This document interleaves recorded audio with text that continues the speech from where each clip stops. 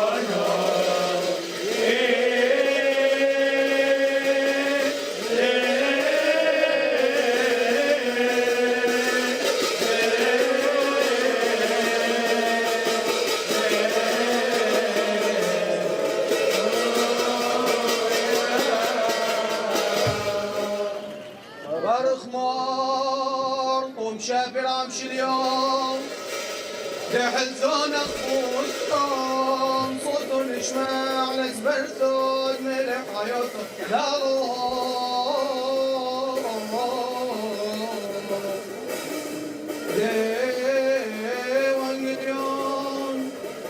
قديش مران وروهان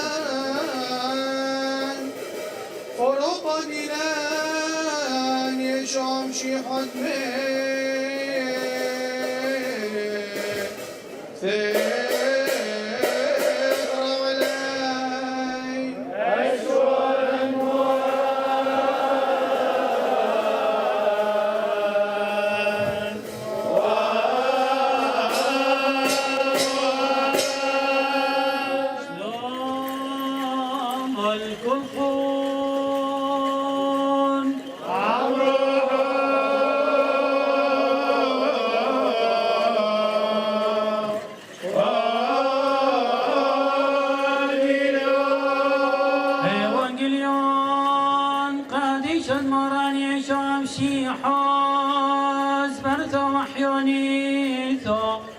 ملوكم سبران ودم سبر حايل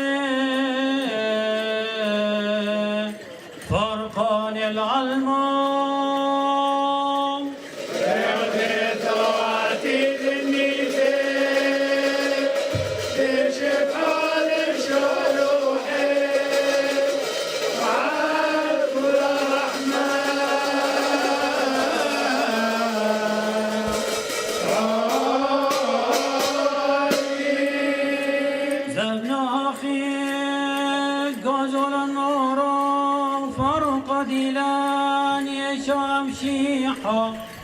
من فتحة يرود الباسم من ثلثو قدشتو مريم هولندين أخان هواي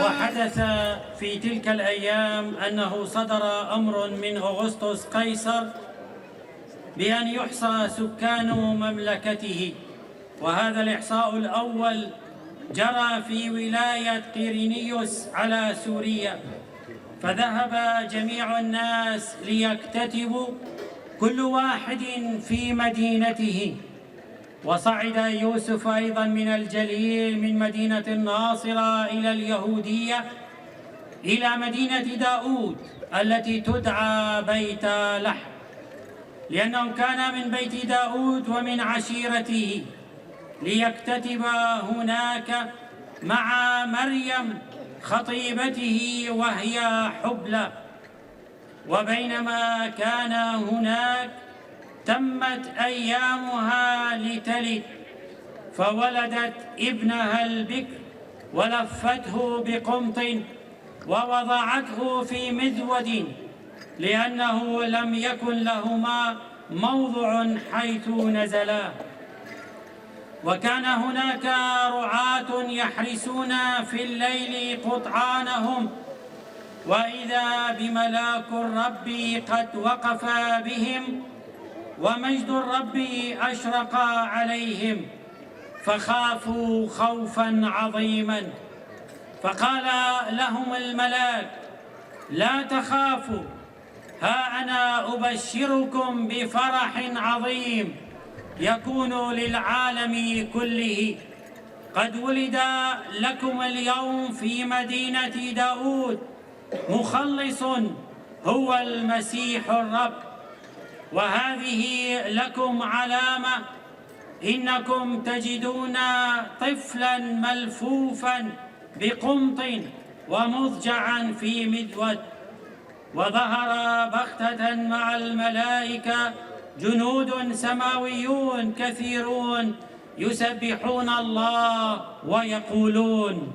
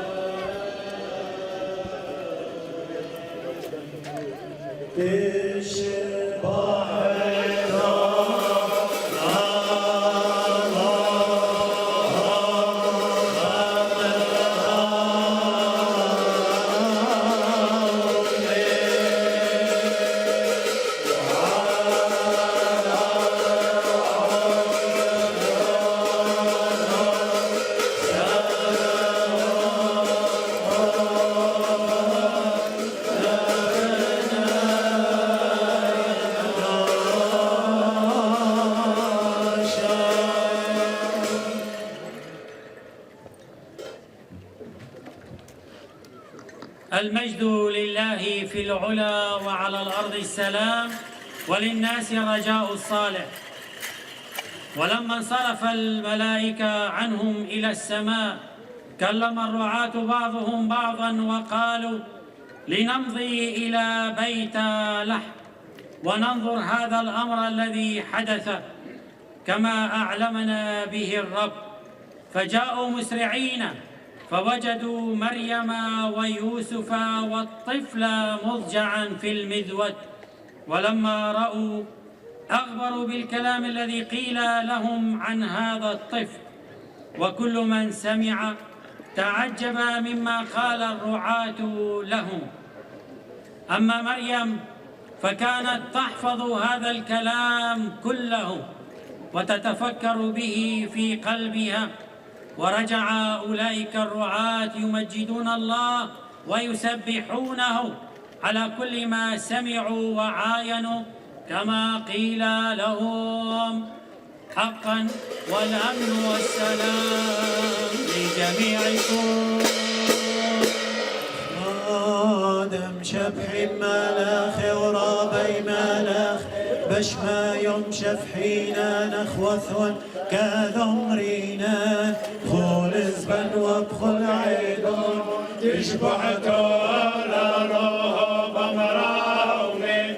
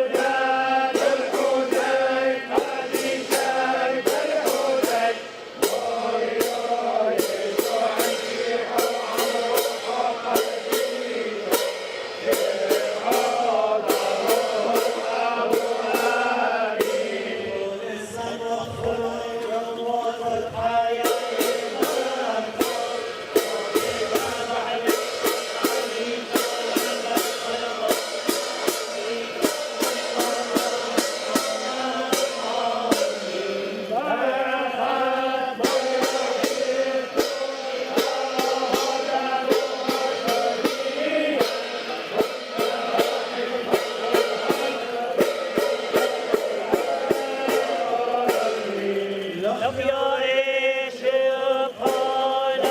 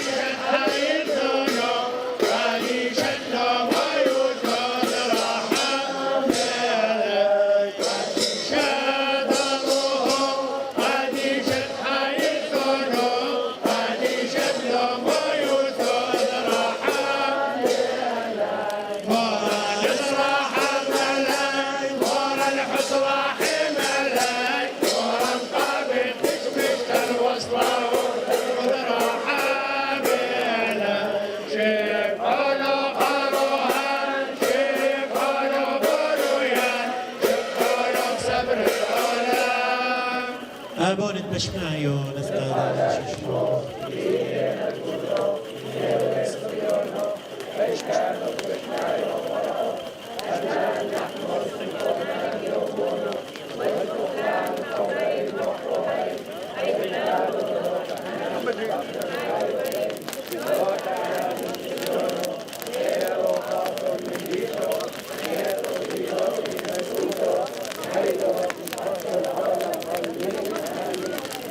بثم الكرش محاطمات هللويا وهللويا مالك ضامن يمينه فالمشذب وتوفير هللويا وهللويا معبد قلبي وضيدي وقايا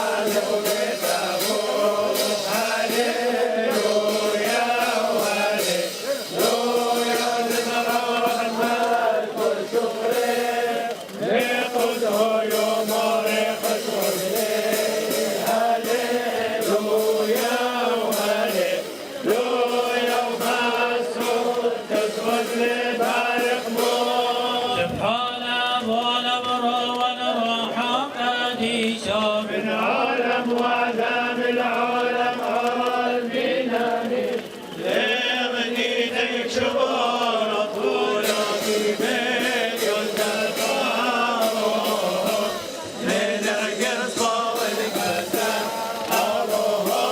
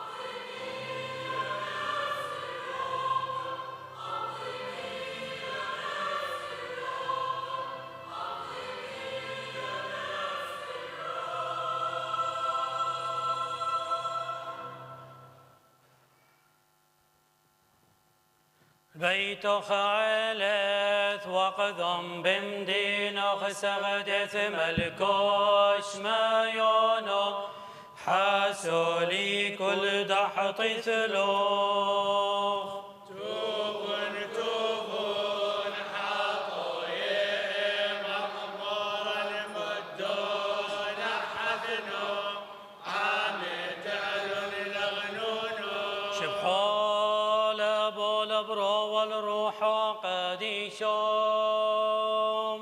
وعلين محيلة وحاطوي رحمة وحنون نشتفعون بكريون علم العالم علمين آمين أشولا مريو آلات خبري سيلبا وثان وادخل من ترتبيشتو نعو لغدوش قدشين ديلو خروما ومعليا دخيو إيث وزهيو إيث وقاديشو إيث نقوم اغضم ذبحو ديلو قاديشو وانقارب لغ ذبح مليلي وروحانا يبهيمان وثاد أشرارا وشاب خل الزبان والعالم المين آمين. إخوتنا وأحباءنا صلوا لأجلنا.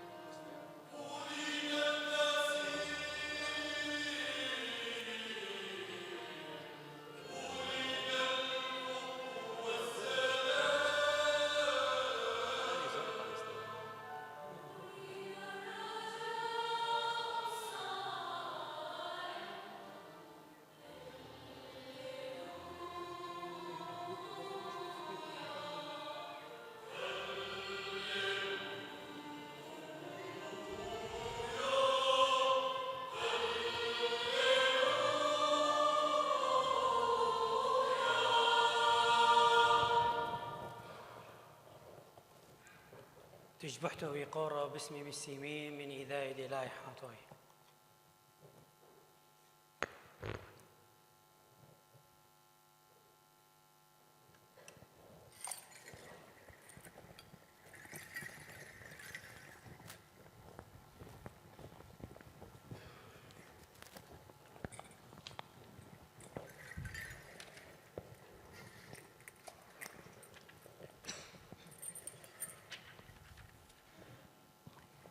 شبح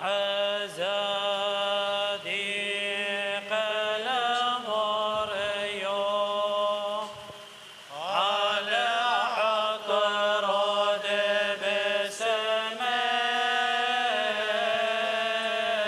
بسماء نود أخرانا لبث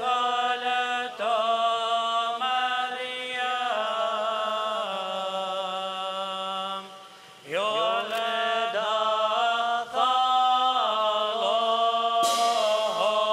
ثالوم شبحي كلهم نموتوا على عطرود بسمين نود خرانو لا نبي شليحين صدق قديس سبحان الأبرار والروح قديش على عطرود بسماء نود أخرانا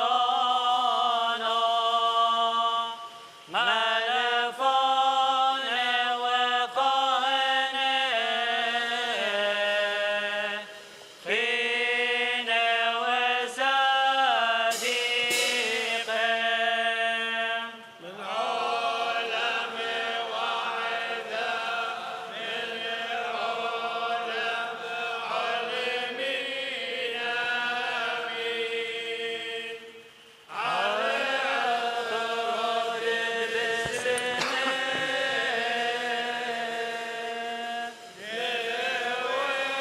نود خرانو عيد قد شتو والكل وليرحم علينا وعداء قابل مربح ناخل كرمد عبديك وثراع بعطرة كوني وتنيع تشمش تساغو ذيك وابد بيد خرانا طوب اليول التخ والقديشي وانح العنيد مهيمن دش خيب على السبرو رمشي حد مسد غيث ومشتابة عم ابويا وروح قديشو وشوف خلزبان والعالم علمي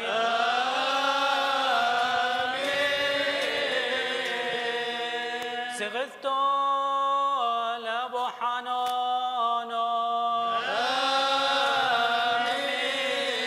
سغثتو لابو رام رحمانو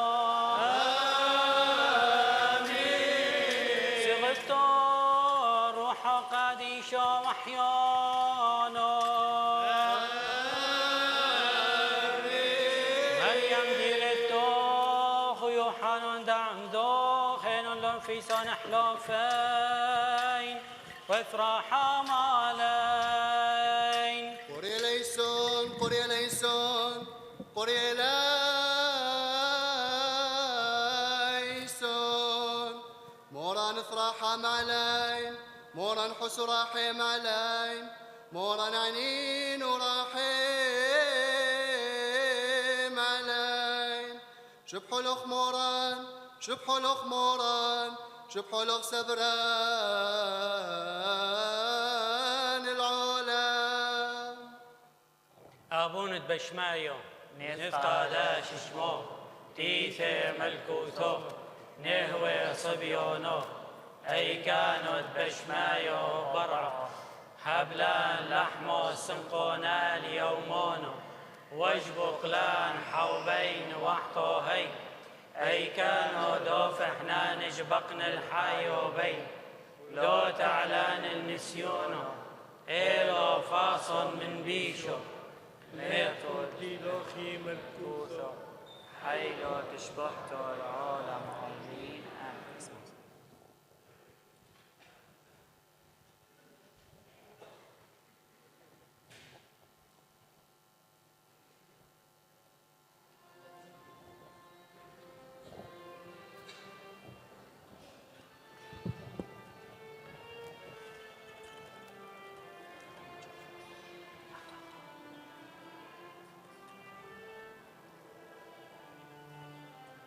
يلا ناس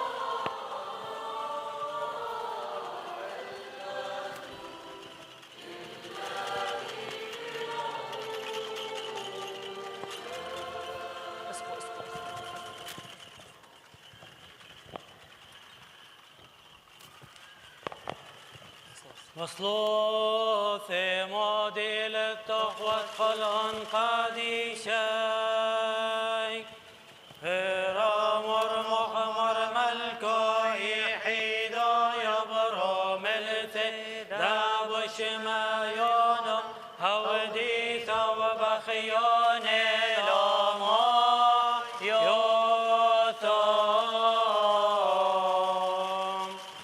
قامل ويكم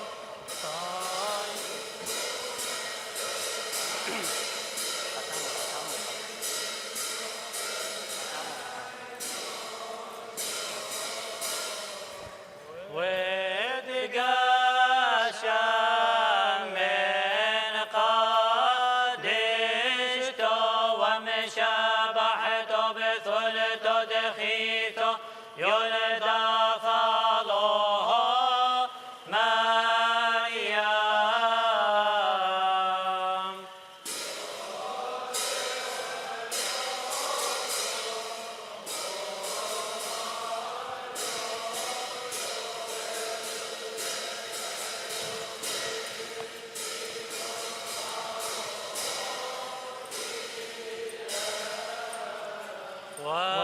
وموت الموتى دوش وقتل ويثو حذمين تليثو يوثو قادشتم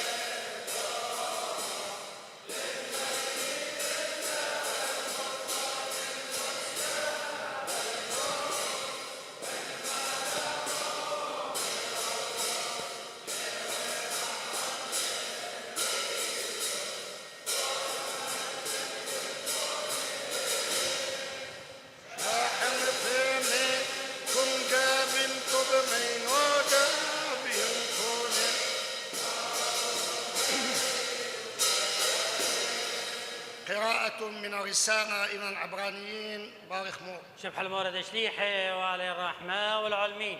يا إخوتي، كرم الله آباءنا من قديم الزمان بلسان الأنبياء مرات كثيرة وبمختلف الوجوه، ولكنه في هذه الأيام الأخيرة كرمنا بابنه الذي جعله وارثا لكل شيء وبه خلق العالم.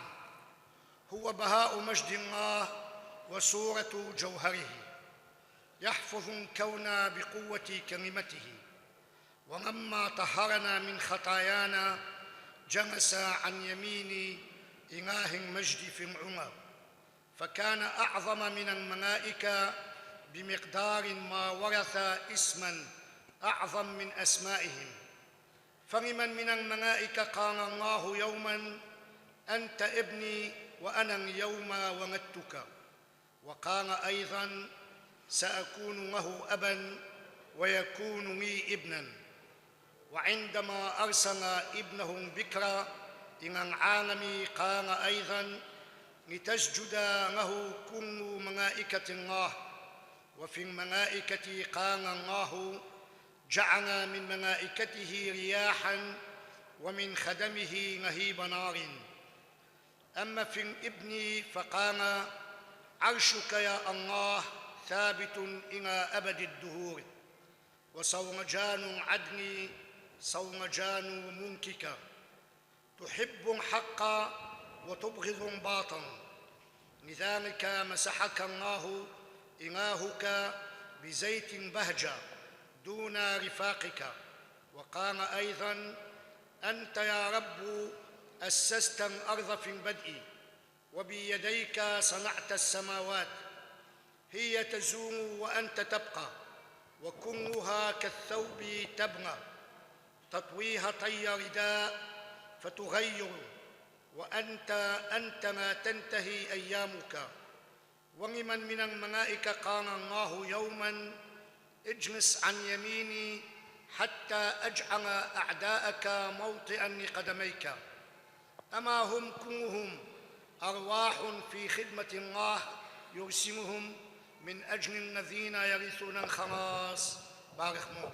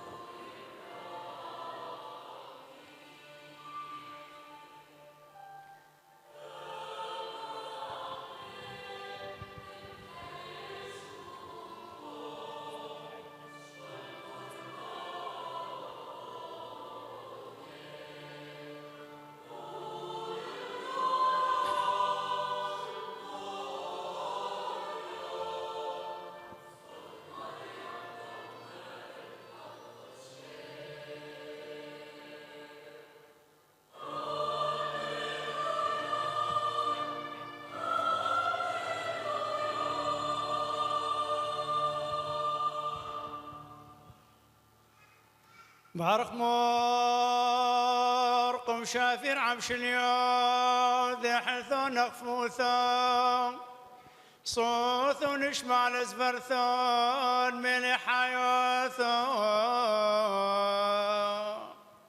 دالو ديوانجيليون قادي شون موران يشوع عبشي حلمين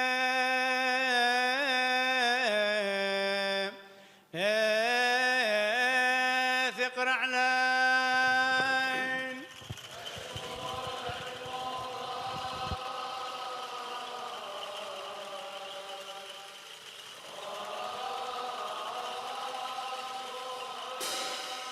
شلوم الكل خون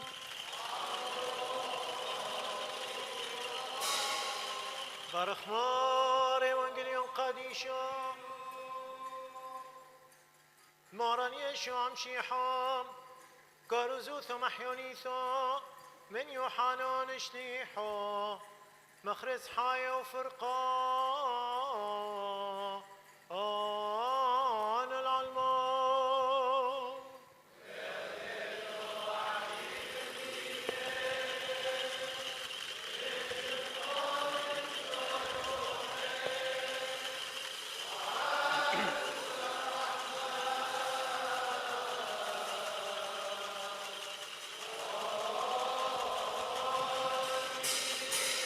زبنا خيل يولد مران والوان وفرق دلان يشام شيحو من فتحة يلود باسر من ثلثو قدشتو مريم هولندين وخان هواي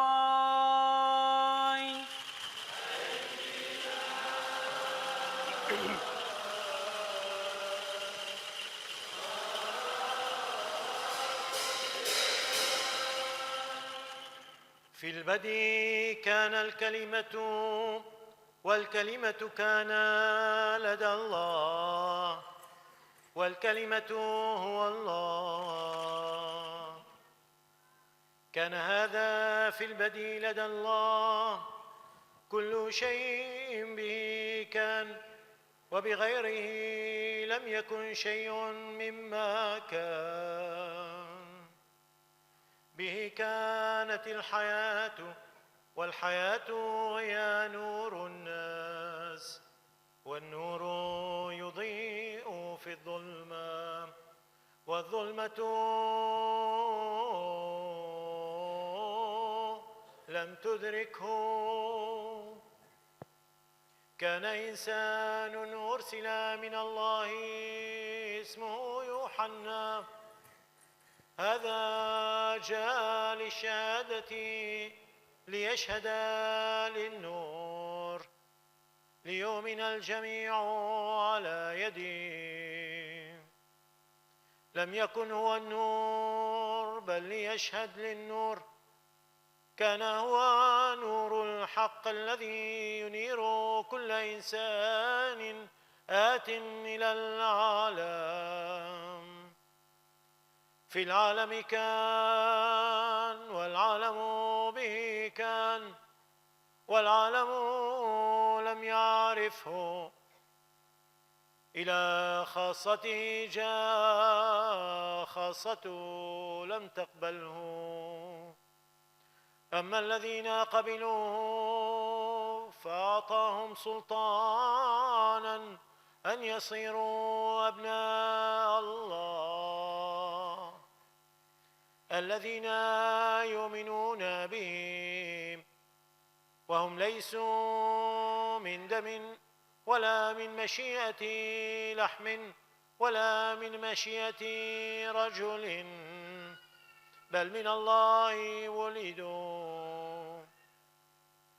والكلمة صار جسدا وسكن بيننا ورأينا مجده مجد الوحيد من الآب المملوء نعمة وحقا. يوحنا شهد له وصاح وقال: هذا هو الذي قلت فيه إن الذي يأتي بعدي كان قبلي لأنه أقدم مني.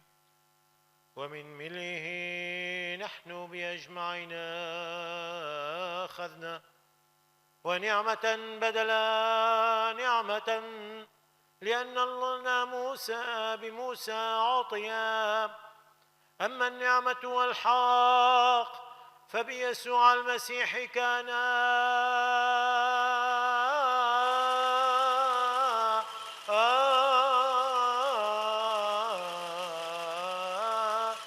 أبارك والأمن والسلام لجميعكم.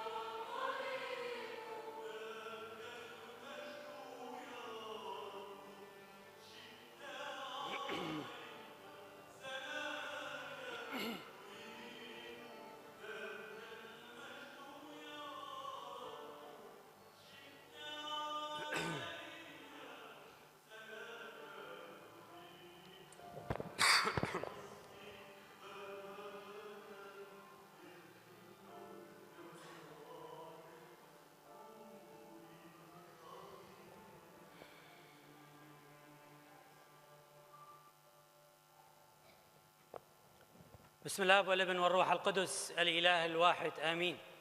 أبائي الكهنة الأعزاء، أخواتي الراهبات، إخوتي الشمامسة الإنجيليين، الشمامسة الأعزاء، ضيوفنا الكرام، أيها المؤمنون الأحباء، اليوم تحتفل الكنيسة في العالم أجمع بتذكار ميلاد ربنا يسوع المسيح وتجسده ونزوله على هذه الأرض. استمعنا إلى النص الإنجيلي اللي هو من كرازة يوحنا الرسول، فيقول لنا: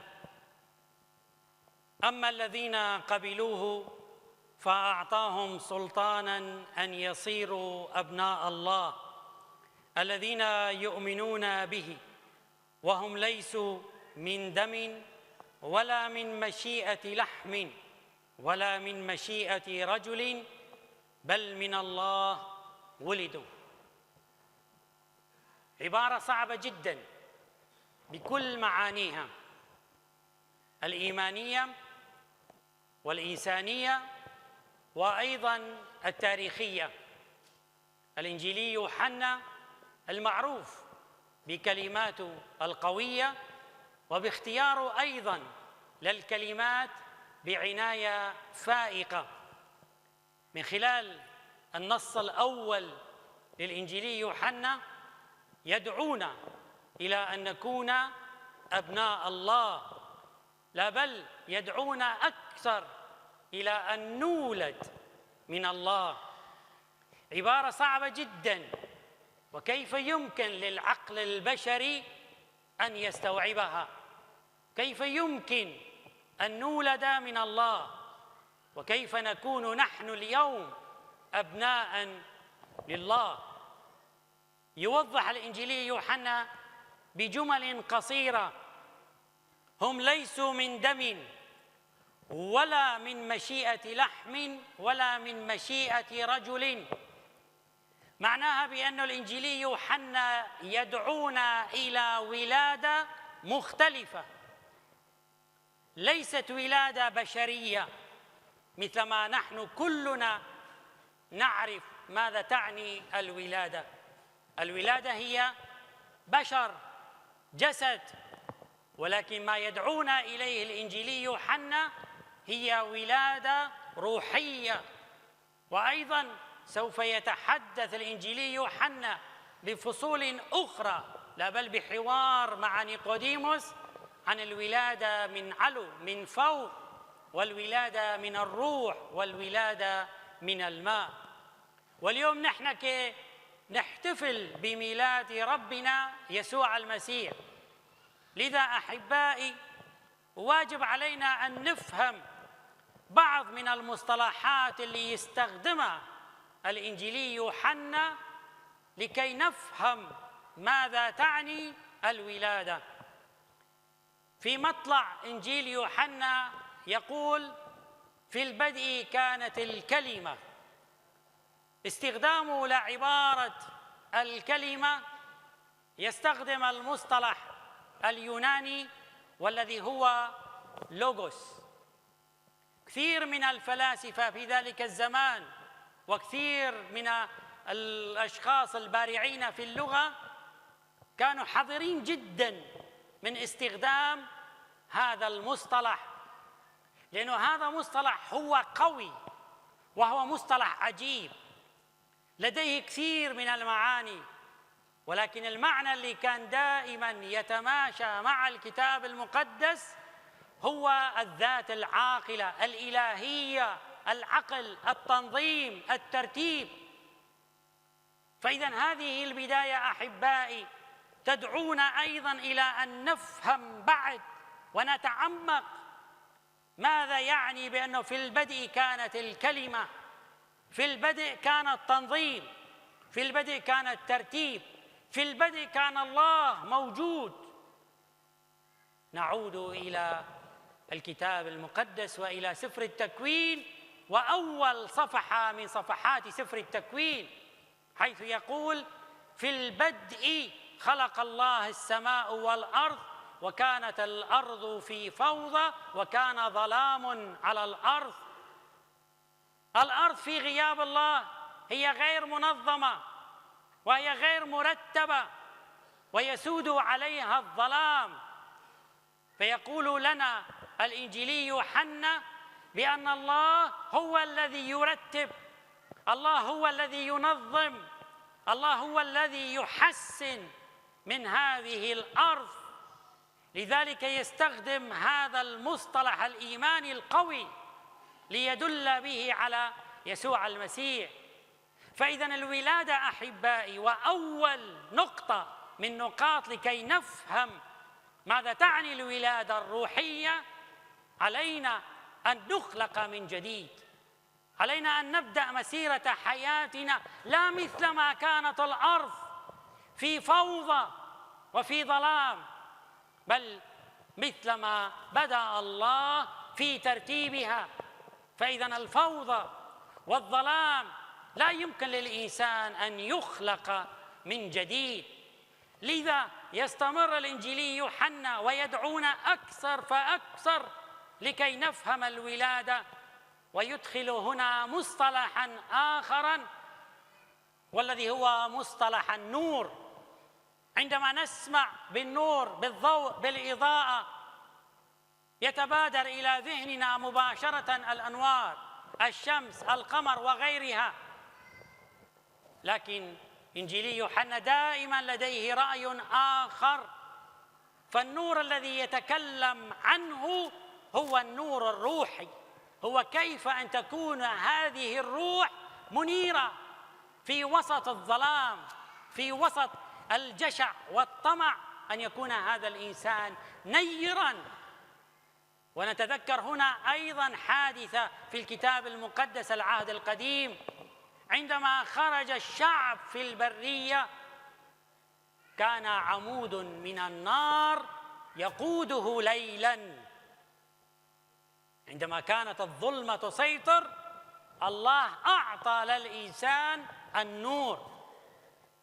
فإذا اليوم خليقتنا وبنوتنا للآب السماوي ليست مرتبطة بدم ولحم ولا مشيئة رجل، بل هي مرتبطة بالروح الإنسانية الطيبة، الروح الإنسانية المنيرة، الروح الإنسانية المشرقة. هذه الروح الإنسانية اللي بدأت في تنظيم وفي ترتيب حياتها. أيضاً يوحنا يكمل ويقول: وإن هذا النور أشرق في الظلمة والظلمة لم تدركه. عبارة لا تدركه يجب أن نتوقف عندها كثيراً، لأن يوحنا هنا يستخدم مصطلح عسكري، مصطلح حربي، وهو شيء غريب، كاتالامبو، شيء غريب باللغة اليونانية. كيف لإنجيلي يوحنا أن يستخدم هذا المصطلح في بداية إنجيله وفي وصفه لربنا يسوع المسيح؟ يستخدم مصطلحاً حربياً، مصطلحاً عسكرياً، أنه لا تدركه. فإذا هنا يقول لنا أيضاً بأن البنوة للآب هي حرب يدخل الإنسان بها في حرب، ولكن ليس مع أخيه الإنسان، بل يدخل الحرب مع قوى الظلام، مع الظلمة التي هي إطفاء روح الله في حياتنا، إطفاء الله في حياتنا، ابتعادنا عن الله. هذه هي الظلمة، وهذا اللي واجب علينا اليوم نحن أن نحاربه حتى نكون فعلا أبناء للآب السماوي، أبناء لله. إذا فكرنا شوية وشفنا العالم اللي نحن كان نعيش بينه، صار يعيش في ظلمة بالرغم من الأنوار الكثيرة اللي موجودة، ولكن ما تفيد.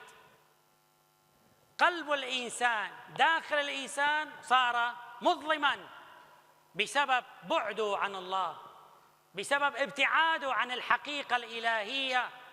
صار الإنسان يقتل، وصار الإنسان يسرق، وصار الإنسان يدمر، وصار أيضا الإنسان بأنه ما بقى يقدر يستحمل أن يشوف أخوه الإنسان مرتاح، فكي يروح إلى الأبعد حتى يحطمه، حتى يدمره.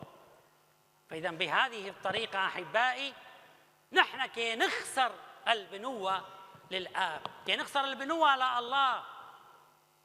لا يمكن لله أن يسمع صلاتنا أو يقبل صلاتنا ونحن كي نكره أخونا الإنسان، ونحن كي نقتل أخونا الإنسان، كي نستبيح كل ما هو له من مقتنياته، من كل شيء. كيف نصلي إلى الله؟ فإذا نحن عايشين في ظلمة، وفي ظلمة مطلقة ما لها حدود. لذا محتاجين اليوم إلى أن يشرق في حياتنا النور، هذا النور اللي كي يعلمنا إلينا الإنجيلي يوحنا، اللي هو نور الروح، نور العقل، نور الحياة. نبدي نحن من خلالها نفهم ايش معناتها بأنه ربنا يولد بيناتنا، ايش معناها بأنه صار اكو نور بحياتنا. لما يدخل هذا النور إلى حياتنا، لما يبدي الله يدخل إلى حياتنا، راح نبدي نحن نعرف حجم الفوضى اللي نحن عايشين بينه. مثل ما كانت الأرض في البداية في فوضى والظلام مسيطر عليها، ما قدرنا نعرف حجم فوضته وحجم دماره إلا لما دخل النور، إلا لما بدأ الله يخلق النور. واليوم أيضا نحن طالما راح نبقى بعيدين عن الله، طالما راح نبقى بعيدين عن نور الحق، عن النور الروحي، راح نبقى عايشين في فوضى، راح نبقى ناكل بعضنا البعض، راح نبقى ندمر بعضنا البعض. ليش؟ لأنه غاب عنا نور الحق، غاب عنا النور الحقيقي، غاب عنا النور الإلهي. وراح نكون نحن مثل الشعب تائه شارد، ماكو من يقوده إلى الطريق الصحيح. ليش؟ لأنه نحن في ظلمة. فاليوم إجا ربنا حتى يعلمنا وحتى يقربنا من الله، من الآب السماوي، ويقول لنا يا إنسان افتهم، أنت خليقة الله. تعرف شنو معناها بأنه أنت خليقة الله؟ يعني الله خلقك، الله كنت في باله، كنت في كيان، الله خلقك ونفخ فيك نسمة الحياة. يعني الله لمس جسدك، ولا شلون الله خلقك من الطين في البداية؟ يعني هذا الجسد اللي نحن عندنا إياه هو مقدس، لأنه الله خلقه، الله صنعه. فليش نخليه إنه هذا الجسد يكون عايش في ظلمة؟ ليش ما نخلي هذا الجسد ينير؟ ليش ما نخلي هذا الجسد ينتعش؟ وأيضا يقول لنا في سفر التكوين بأنه الله خلقنا على صورته ومثاله، نفخ فينا من الروح، هذه الروح اللي هي أزلية، اللي ما تموت. هاي من وين اجت؟ اجت من الله. معقولة نحن نبقي هذه الروح تعيش في ظلمة؟ لا. لهذا لازم نحن اليوم نتحدى كل الظروف الصعبة اللي تحيط بحياتنا، ونطلع من المغارة مثل ما ولد ربنا بمغارة وأشرق إلى العالم كله. واجب علينا نحن اليوم أيضا أن نترك المغارة، أن نترك مخاوفنا، أن نترك ألمنا، أن نترك ضياعنا، أن نترك الظلمة اللي نحن عايشين بيها، ونتوجه إلى النور الحقيقي، نتوجه إلى الله. يكفي أن نكون نحن متمسكين بالإنسان، بطبائع الإنسان، بالعادات، بالتقاليد، بكل هاي الأمور اللي هي فانية ما بها أي فائدة. محتاجين إذا نحن اليوم إلى تغيير بحياتنا، محتاجين أن نطلع من هذه القوقعة اللي أوجدنا ذاتنا بيها، مخاوف، قلق، يأس، وكأنه نحن شعب ما عنده نور في حياته. واليوم ربنا هو كي يعلن بأنه أنا نور العالم، أنا موجود.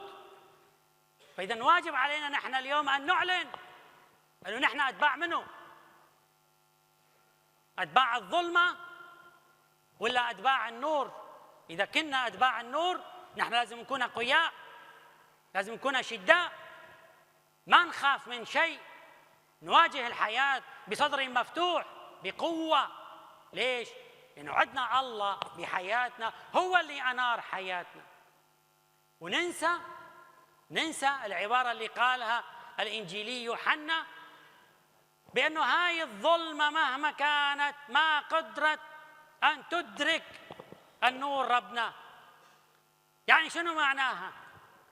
يعني أشقد ما تكون أكو صعاب بالحياة، أشقد ما تكون أكو أذية، أشقد ما تكون أكو ضغوطات، كلها ما راح تقدر أن تمس النور الإلهي اللي موجود في حياتنا. ولهذا زمن الميلاد هو زمن قوة، زمن تغيير، زمن الخروج من المغارة والانطلاق إلى العالم، زمن الخروج من قوقعتنا، من خوفنا، من كل التحديات اللي موجودة في حياتنا، ونبدي رسالة جديدة، نبدي إعلان جديد بأنه نحن شعب الله، كلنا شعب الله، ماكو شخص هو شعب الله والبقية لا، كلنا شعب الله، كلنا خلائق الله، كلنا بأنه الله يريد أن يزرع النور في حياتنا. فإذا أحبائي اليوم نحن أمام قرار مفصلي في حياتنا. من تريد يسيطر على حياتك؟ الظلمة أم النور؟ إذا سيطرت على حياتك الظلمة راح تعيش دائما في خربطة وفي فوضى ما إلها حدود، ما راح تترتب حياتنا إلا إذا أشرق النور الحقيقي في قلب كل واحد من عندنا. ومتى ما بدأ النور يشرق في حياة كل واحد من عندنا بذاك الوقت أنه نحن صرنا أبناء الله روحيا. وهي يوحنا يؤكد لها هم ليسوا من دم ولا من لحم ولا من مشيئة رجل بل ولدوا من الله. فاليوم أحبائي خلونا نستعد لهذه الولادة، هالولادة الجديدة، ولكن تكون مختلفة، ما مثل الولادة الأرضية اللي بيها ألم واللي بيها صراخ واللي بيها ضعف. خلونا نحن اليوم أن نولد من الله، أن نأخذ أنه الله هو الأساس في حياتنا، أنه الله هو قائدنا، الله هو أبونا، الله هو خالقنا. يكفي أنه نحن اليوم نظل عايشين بالأرضيات، عايشين بهذه الأمور الفانية، وكي نحن كي نشوف كل ما كي يعمله الإنسان هو فاني، هو زائل، ما يبينه أي معنى. فخلونا اليوم أحبائي نتمسك بالقيم الحقيقية، بالقيم السماوية. خلونا نحن اليوم أن نطلع إلى النور ونكسر الظلمة. مهما كانت الظلمة قوية بإمكاننا اليوم نحن أن نطفي هذه الإنارات كلها. هالكنيسة نطفيها ونعملها مظلمة تماما، ولكن هاي الشمعة الصغيرة راح تثبت وجودها، راح تعطي معناها. ليش؟ لأنه النور هو دائما الأقوى. ما مهم العدد، ما مهم الكبر، مهم النوعية، مهم الثبات، مهم بأنه هذه الشمعة أن تكون منيرة قادرة على أنها تكسر مساحة كبيرة من الظلمة. فإذا مهما كانت الظلمة في حياتنا فربنا هو أكبر، ربنا هو الأقوى، ربنا هو لكي يعطي لنا هذه القوة. ولكن الشيء اللي نحن نحتاجه شيء واحد فقط، إنه هذه الشعلة ما تنطفي من حياتنا مهما كانت الظروف. لا تخلون هذه الشمعة تنطفي. كل واحد من عندنا هو شمعة ينير الآخر، ولهذا ماكو خوف علينا. نحن أقوياء بالرب، أقوياء بالإيمان، أقوياء بالنور اللي موجود. في حياتنا. كثير من الأمور عصفت بينا، وعلى مدار 2000 سنة نحن عايشين في هذا البلد العظيم. كثير عانينا، وكثير عانى آبائنا وأجدادنا، والأقدم وأقدم وأقدم. ولكن بالرغم من كل ذلك، في كل الصعاب كنا النور اللي موجود.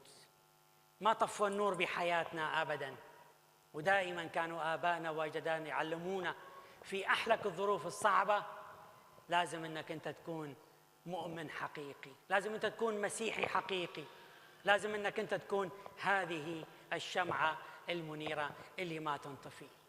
فاليوم أحبائي كلمة أخيرة. فاليوم إذا أكو واحد من عندنا الظلمة حاولت أن تدركه، فخليه يعرف أنه ما راح تقدر، لأنه الله معانا. بس واجب على كل واحد من عندنا أن ينير الآخر. واجب كل واحد من عندنا اليوم أن يكون طريق للآخر.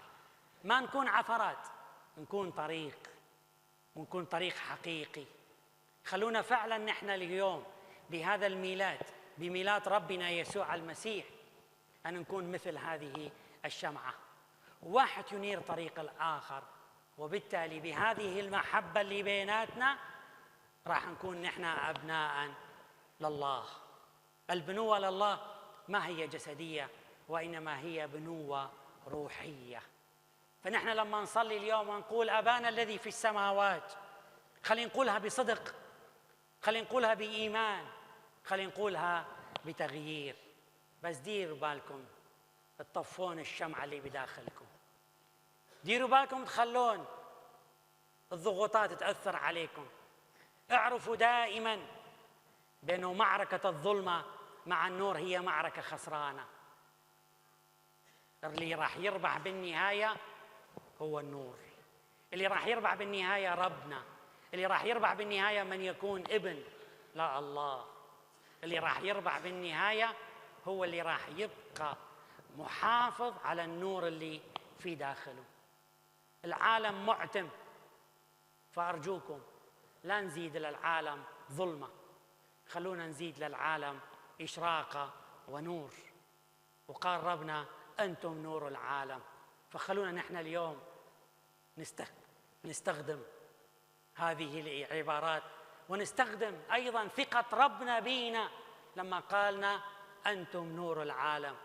فأيها النور انطلق إلى العالم، وبركة الرب معكم باسم الآب والابن والروح القدس الإله الواحد آمين.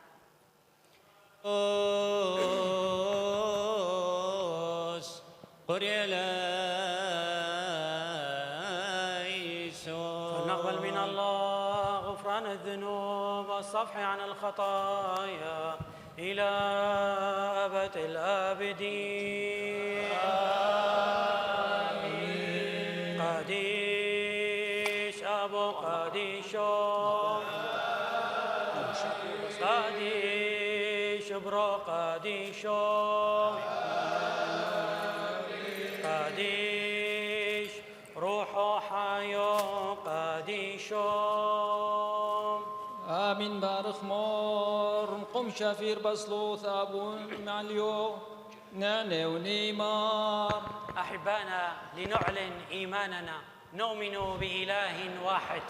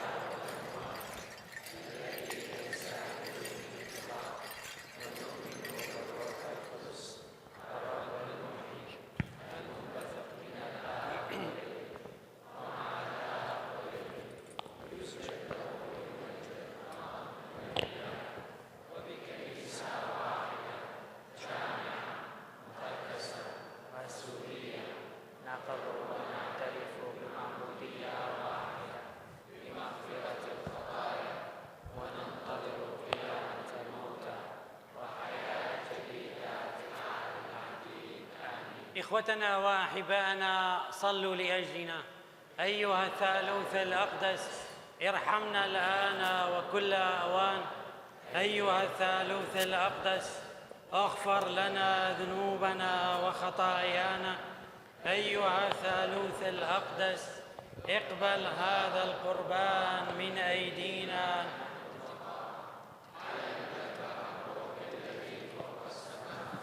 تجاوز واعف واصفح اللهم عن خطايانا وآثامنا ومعاصينا، وعن خطايا وآثام ومعاصي جميع الذين يدعونك ويتضرعون إليك بإيمان صادق.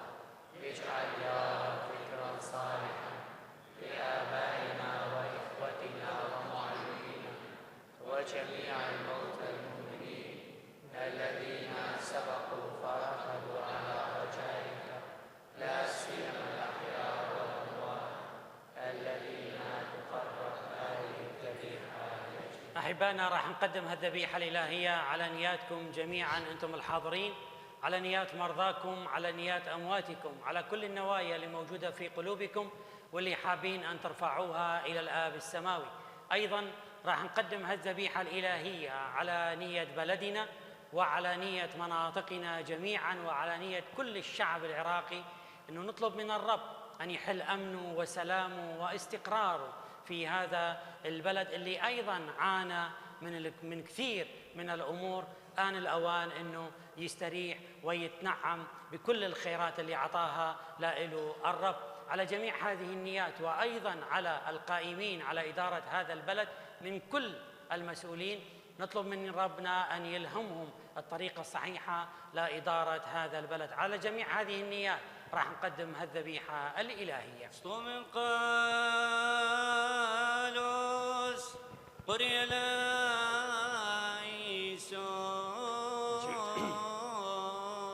أيها الرب الرحيم القدوس، يا من أعد لنا بابنه الوحيد هذه المائدة الروحية، اقبل تقديمة هذه الذبيحة غير الدموية وامنحنا موهبة روحك القدوس، وأهلنا جميعا لنتبادل السلام بقلب طاهر وبمحبة إلهية، ونرفع إليك الحمد والشكر وإلى ابنك الوحيد وروحك القدوس الآن وكل أوان وإلى أبد الآبدين.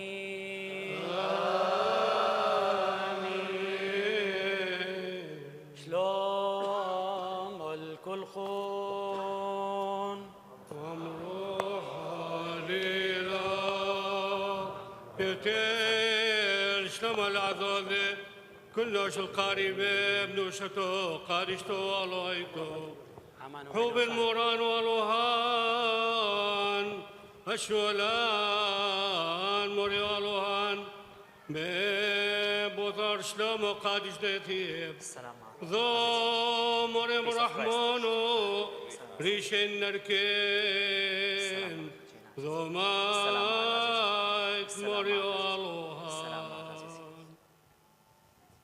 برخمور فليكن يا رب سلامك وامنك.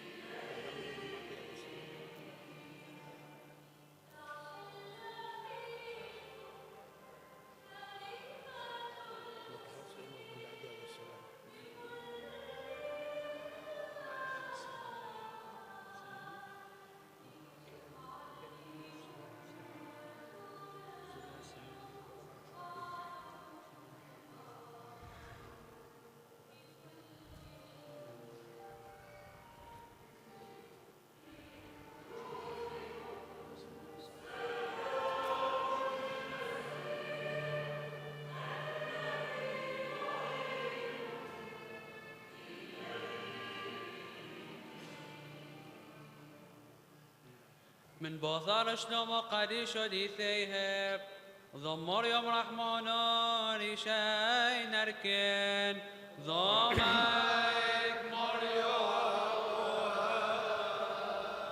فليكن يا رب سلامك وأمنك وحبك ونعمتك وحنانك إلينا معنا وبيننا أيام حياتنا كلها لنرفع إليك الحمد لابنك الوحيد ورائك القدوس الآن وكل آن وإلى أبد الآبدين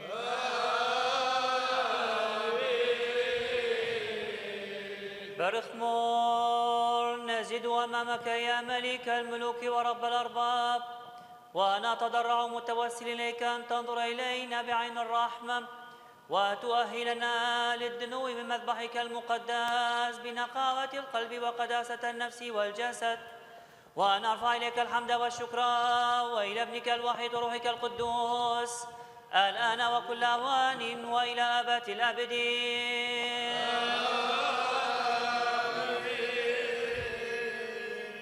فلنقف حسنا يا إخوتي بالخوف والورع والطور والقداسة والحب والإيمان الحق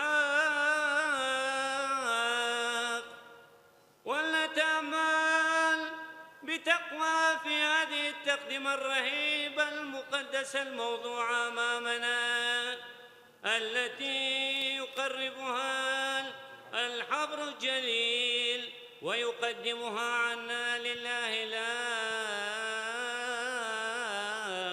رب الكل ذبيحة حية رحمة وسلاما ذبيحة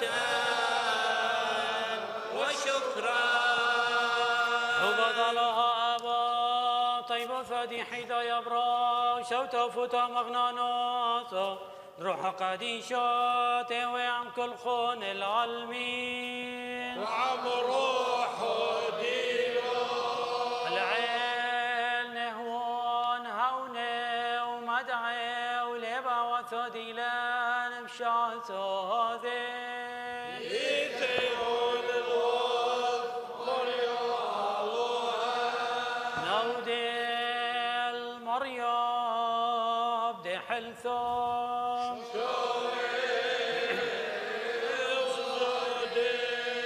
قدوس أنت حقا اللهم الآب واهب الحياة ولك يجب الحمد وبك يليق الوقار لأنك مبارك مع وحيدك وروحك الحي القدوس وأمامك لماثل جمهور الكاروبيم ذوي الأربعة الوجوه وصفوف الساروفيم ذوي الستة الأجنحة وهم ينشدون ألحانا نقية وتراتيل إلهية ويصرخون هاتفين وقائلين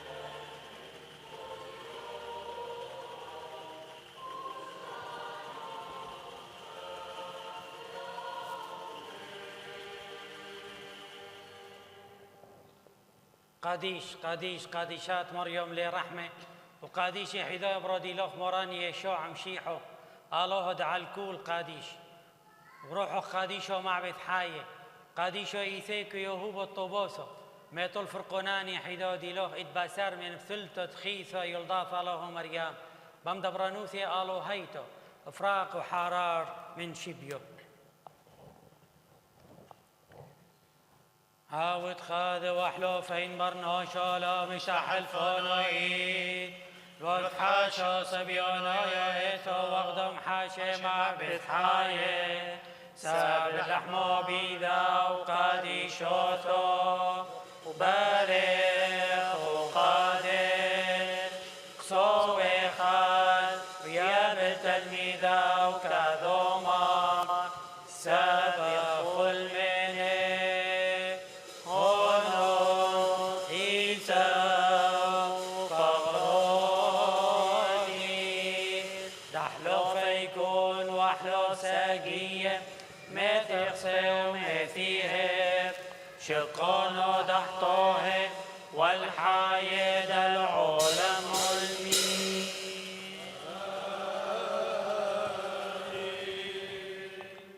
وخانو كوسو من بوثر دحشم مازل من حمرو مايو وبارق وقادش كابط عيم يا بيت الميذا وكذومان سابشتو من كل خون هونو كوسو إيثاو دياتي كذا تبدم دحلو فيكون وحلو ساقية مثي شد الحوسو يتحوبه والحايد العولم علمي كلما أكلتم هذا الخبز وشربتم هذه الكأس فإنما تذكرونني حتى مجيئي إننا نذكر موتك ونعترف بقيامتك وننتظر مجيئك الثاني فاشملنا جميعا بمراحلك. لهذا إننا إذ نذكر تدبيرك لأجلنا نحن عبيدك الخطا ضعفاء نسألك متضرعين يا محب البشر أن تشفق وتتعطف على ساجديك وتخلص ميراثك يوم تشرق في آخر الأزمنة فتجازي بالعدل كل إنسان حسب أعماله. من أجل هذا تتضرع بيعتك بواسطتك إلى أبيك قائلة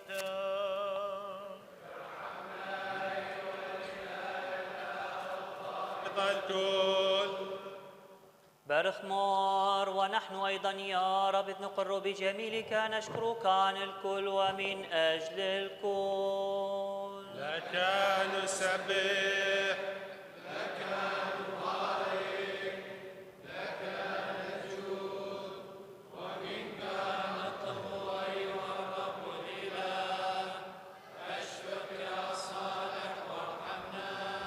بارك يا سيد مرحبا هذه الساعة وهي بهذا الوقت يا أحبائي لأن الروح القدس ينتقل وينحدر مرفرفا على هذه الأوخارستية الموضوعة ويقدسها فانتصبوا بهدوء وخوف وصلوا السلام معنا والأمن لجميعنا.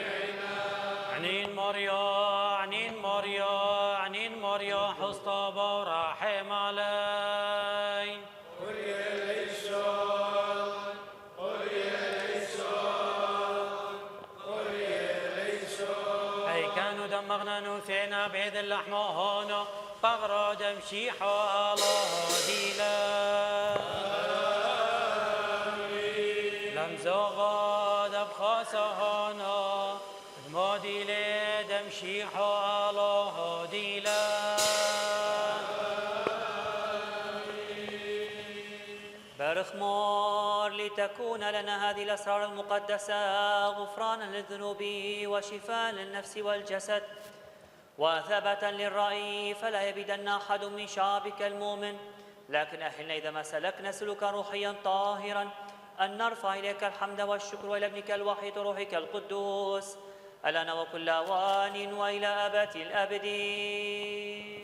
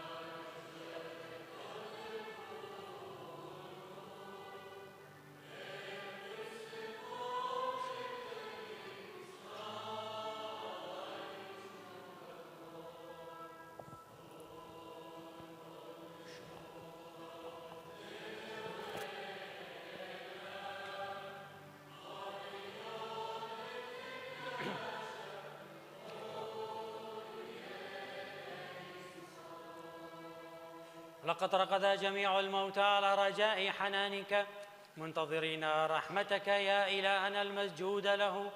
أهلهم لسماع تلك الكلمة المحية التي تدعوهم وتدنيهم منك ليكونوا من مدعوي وليمتك.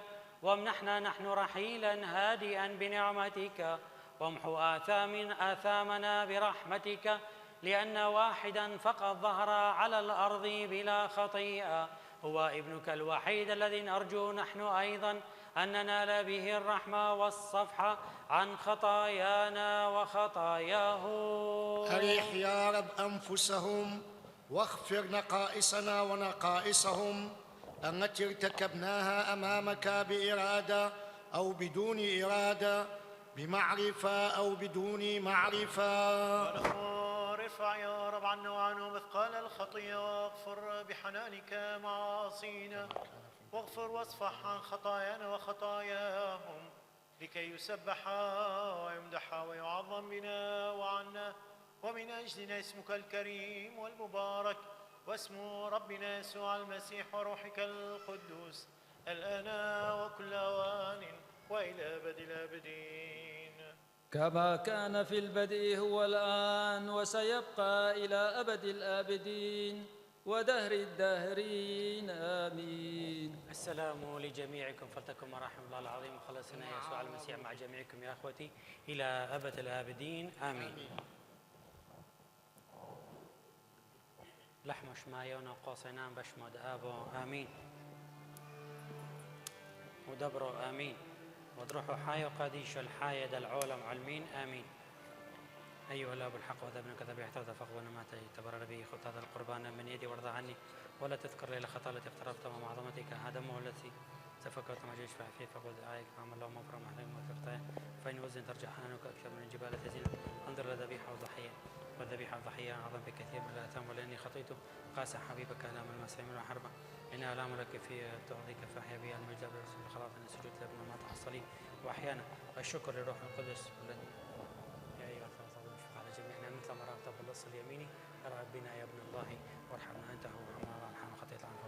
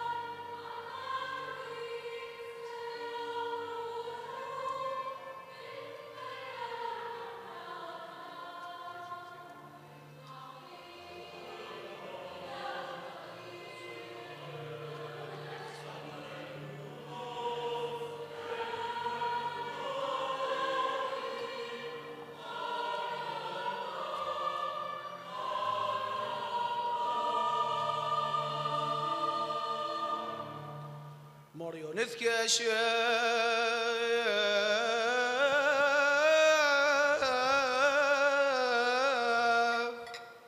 قرية ليسون قرية ليسون قرية ليسون نصعد التسابيح لله إله بالفريد والسجود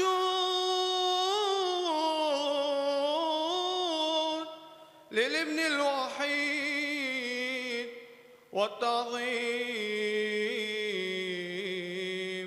والتبجيل للروح القدس الفارق لي المجيد ما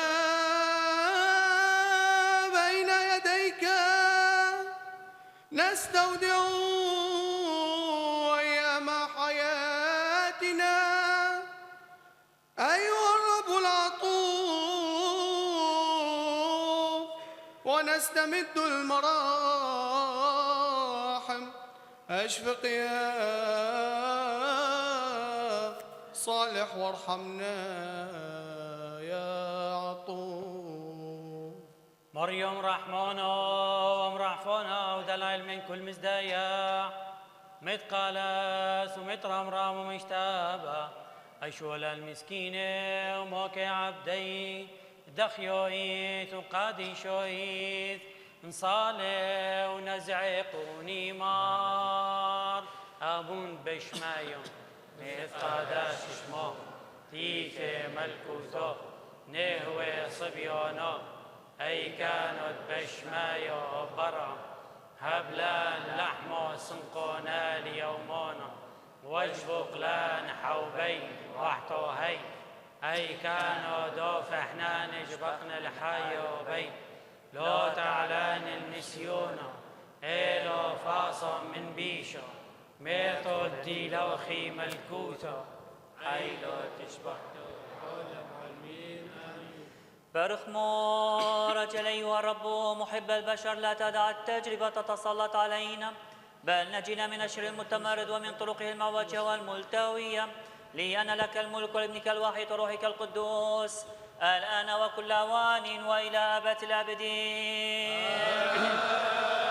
آمين. شلوم الكل خون عمره حديلو المريو ريشن نركن ذو مايك مريو الوهان بارخ مريال عامخ مهيمنا أنا ودغض ميركن وشو زيبان من نسيانو سقفانو وشولان دبروزيولن قديشم دخيوئيت وزهيوئيت نشتوتاف وبهن نتحاسي ونتقادش ناس يقلق شبحة وتوديتو لحذا برادي لغ والروح دي لغ قديشو هنشو بخل زبان والعالم علمين آمين. شلوم الكل خون تيوي طيبو ثو رحمدت لي ثو ثو قادشتو لبريثو إثيويتو ومثو ميتو شويت بوسيا عن كل خون العلمين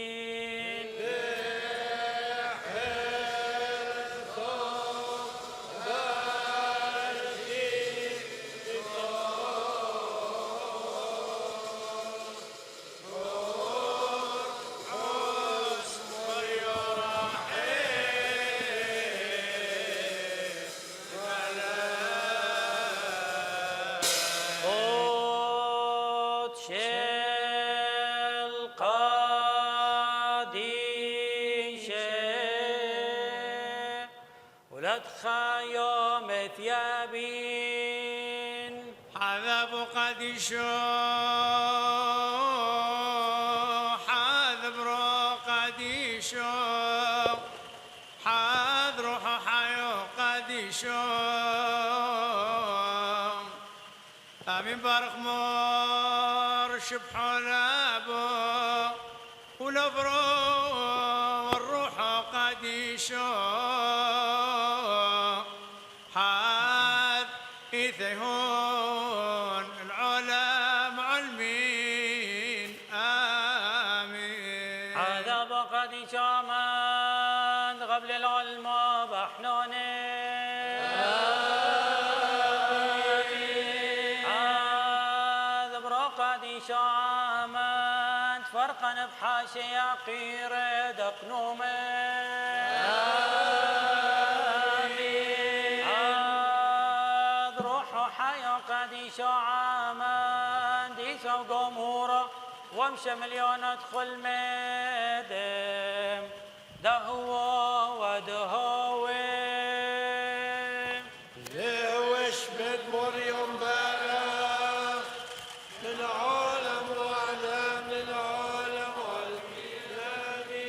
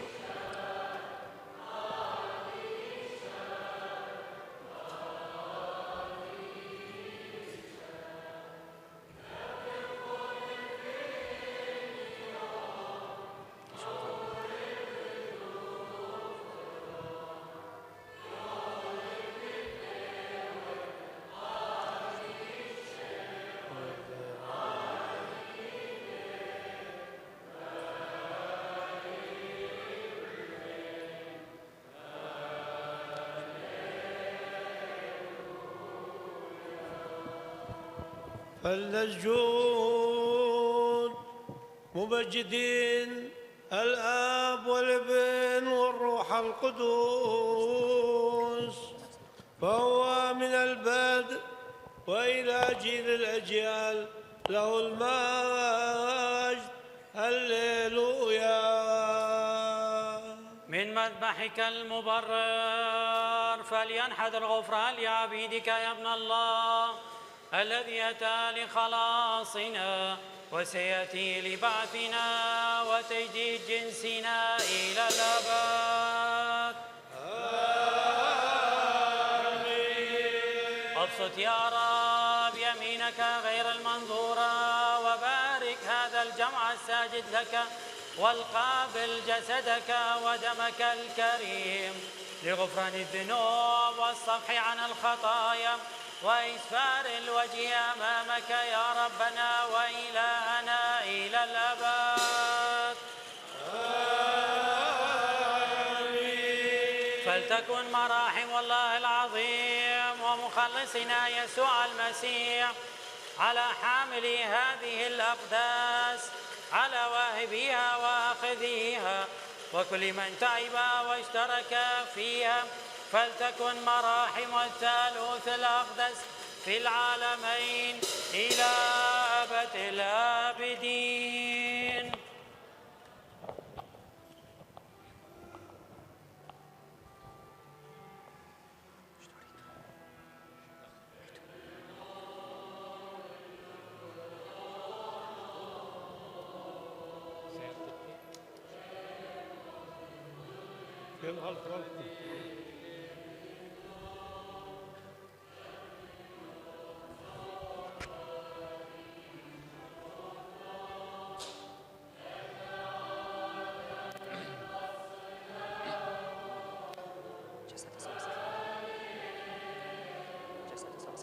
ويا عبد مورد أخرى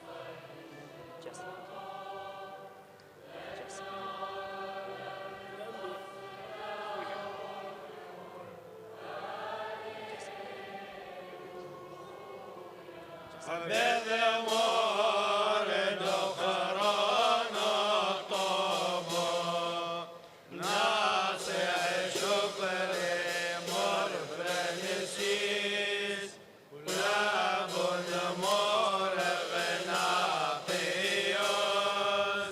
ولا بد مر بناقيوس لن عادر بصلا وسعود هللويا بالدموع دخران طبا لا بوهيد واحد تشخيب وشموهيد توبينون أسمر حايم ملكوت هللويا ركز يا علي ركز بتي ركز يدو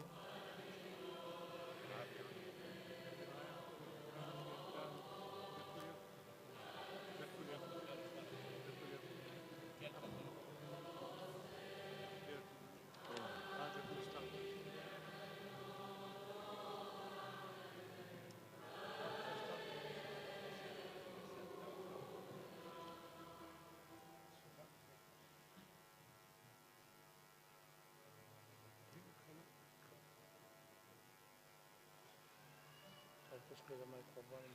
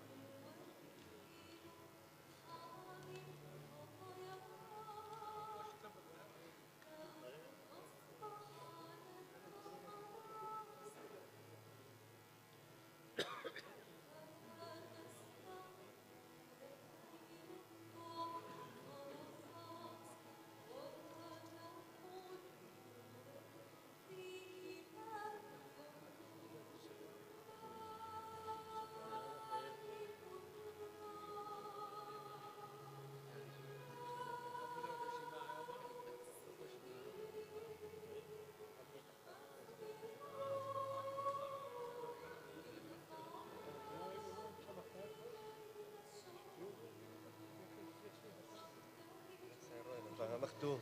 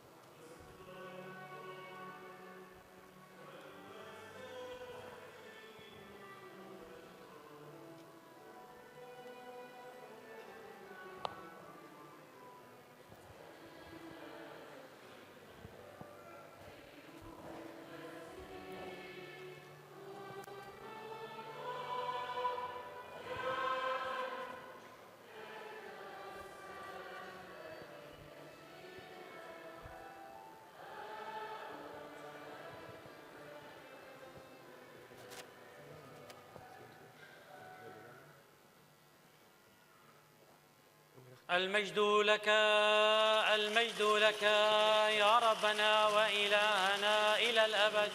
المجد لك يا ربنا يسوع المسيح. لا يكن لنا جسدك المقدس الذي أكلنا ودمك المبرر الثمين الذي شربنا للدينونة والانتقام، بل للحياة الأبدية وخلاص جميعنا فارحمنا.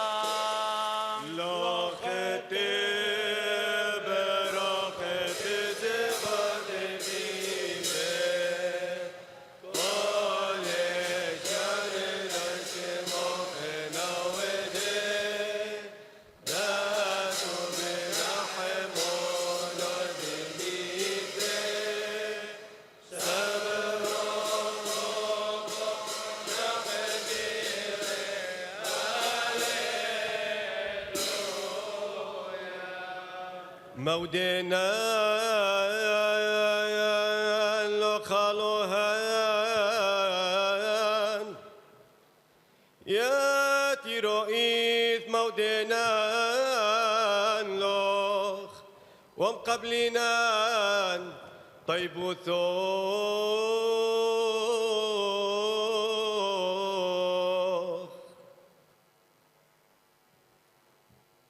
نشكرك أيها الرب الإله ونقر بجميلك ونبتهل إليك متضرعين أن تكون لنا هذه المناولة الإلهية لغفران خطايانا ومحو معاصينا ولحمد اسمك القدوس واسم ابنك الوحيد وروحك القدوس الآن وكل آوان وإلى أبد الآبدين.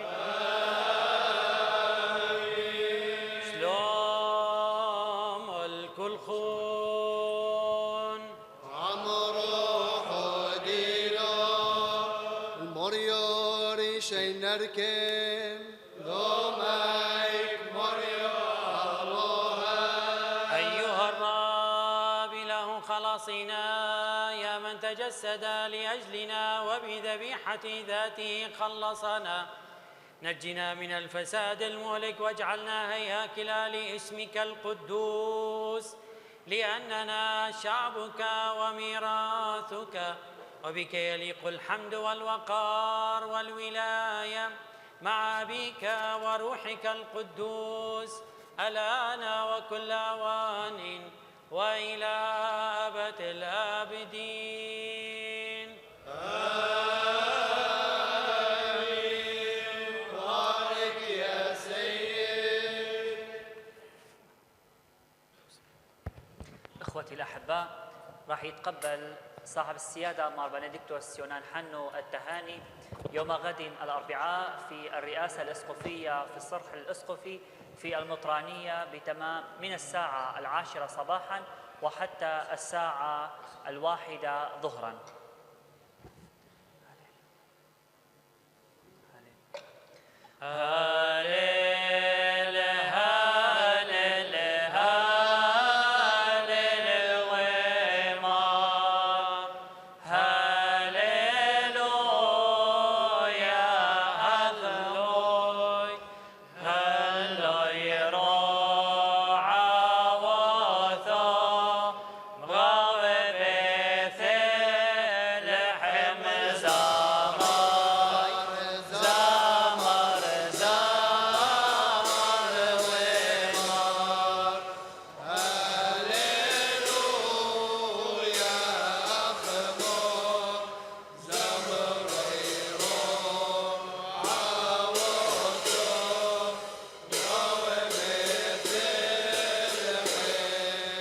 بسلام يا إخوتنا وأحبائنا، فنحن نستودعكم نعمة الثالوث الأقدس ورأفته مع الزاد والبركات التي أخذتموها من مذبح الرب المبرر، البعيدين والقريبين الأحياء والأموات المخلصين بصليب الرب الغالب والموسومين بوسم العماد المقدس، فليغفر الثالوث الأقدس ذنوبكم آمين. وليصفح عن زلاتكم آمين. وليرح نفوس أمواتكم آمين. وليرأى بي أنا العبد الذليل الخاطئ ولتعني صلواتكم.